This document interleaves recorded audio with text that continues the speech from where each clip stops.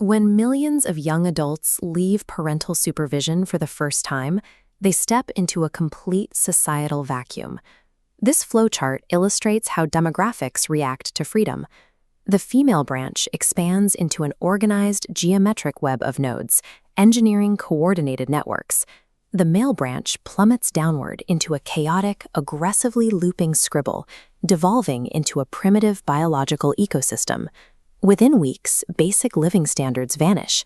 Students begin lifting asymmetrical homemade cement dumbbells on the roof and coordinating bizarre midnight rituals. The boys' hostel operates as a closed, self-governing tribal ecosystem.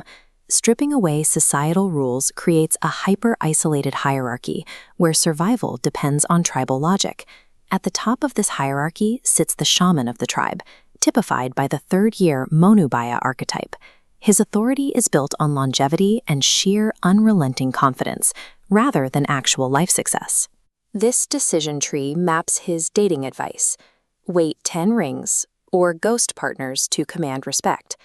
Both pathways funnel directly into a red, blocked node.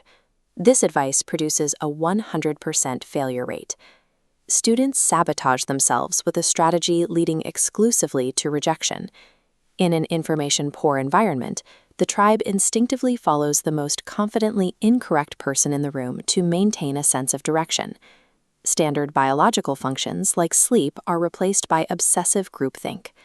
Nighttime is dedicated to ceremonies like attempting to summon supernatural entities. Lacking formal materials, they improvise with whatever is available, often using a cheap, blinking plastic doll as their spiritual conduit. When the ghost fails to appear, the senior leader attempts to perform aggressive CPR on the doll. He applies so much force to prove his expertise that the plastic chest caves in and the limbs snap off. The ritual is a total failure, yet the tribe remains silent. No one points out that their leader just destroyed a plastic toy for no reason. Instead, a psychological defense mechanism kicks in. The group shifts the blame onto the broken doll, protecting the senior's authority from reality. These rituals primarily serve to enforce tribal loyalty through shared participation in absolute absurdity. This dynamic scales up during romantic rejection, the ecosystem's version of a national crisis. Females respond with intelligence gathering, synchronized screenshot sharing, and coordinated threat analysis. The male ecosystem defaults to collective delusion. When a profile picture disappears, the group rationalizes the block as a secret, complex romantic signal. Physical self-care follows the same divergent path. The female ecosystem utilizes scientifically layered, multi-step skincare regimens. This single battered bottle of coconut oil is the male ecosystem's universal solvent. They apply it to everything from dry scalps to muscle aches. This reflects Galijpana, or communal grossness. Crowding around a mirror to collectively pop a single student's pimple is a deliberate exercise in bonding through shared disgust.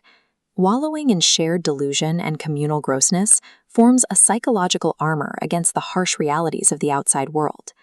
Back home, parents are breaking long-term fixed deposits to cover rising tuition fees. Inside the hostel, that money fuels an environment where students smash their phones in frustration over being blocked, and they will even perform CPR on cheap plastic dolls. Despite the lack of hygiene and logic, this ecosystem reliably produces an unbreakable, trauma-bonded brotherhood. These bizarre, misguided actions serve as a chaotic modern rite of passage for young men navigating life without a net. They follow terrible advice and endure squalor because the alternative is navigating adulthood alone. True peace in the boys' hostel is found only through the shared exhaustion of their self-inflicted chaos.